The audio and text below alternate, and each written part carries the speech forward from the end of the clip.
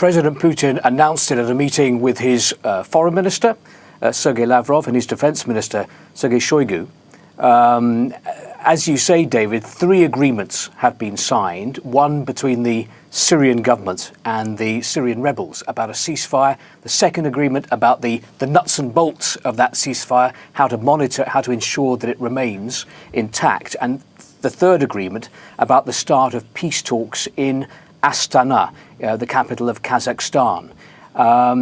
President Putin said that this deal was fragile. He said attention had to be given to it to make sure it remained in force, but he called upon the Syrian government, the Syrian rebels, and all countries in the region who were involved in this conflict, he said, to back the deal and to take part in peace talks. He said that this was the moment that Russia had been waiting for and had been working hard to achieve.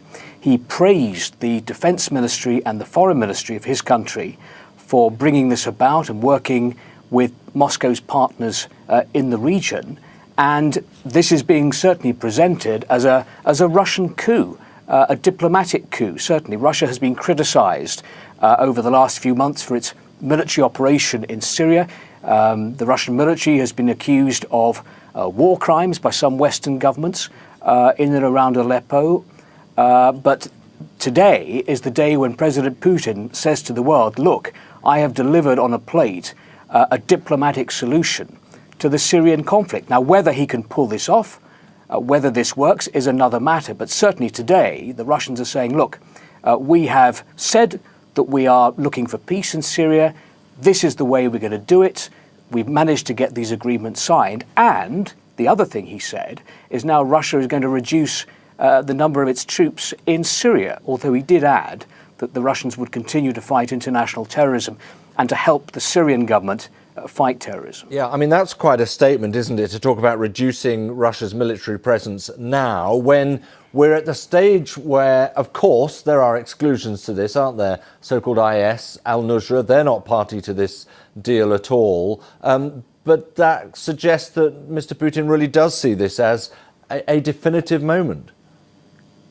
Possibly. Although we have to say, David, we have heard President Putin talking before about mission accomplished, reduction of Russian troop numbers in Syria. I think he said that in March of this year. And in fact, Russian troops remained in Syria and Russia's military operation continued. So there's no doubt that the Russians will maintain their presence at the Khmeimim air base, their main air base in Syria, and in their naval base in Tartus. This is not the end of Russia's military operation. The other interesting thing, I think, from this meeting that was shown on Russian television between Putin and his ministers was that Sergei Lavrov, the foreign minister, said that now was the moment to include other players in the region like Saudi Arabia, like Qatar, like Iraq and Jordan, to bring these countries to the negotiating table in Kazakhstan. No mention of the Obama administration. He did say, though, that when Donald Trump's administration takes over in the United States, then he hoped that the US would join this peace effort. But certainly the message coming from Moscow, by not mentioning at all John Kerry and John Kerry's efforts to bring peace to Syria or President Obama, is that this is a big snub, I think, for the current administration in the United States.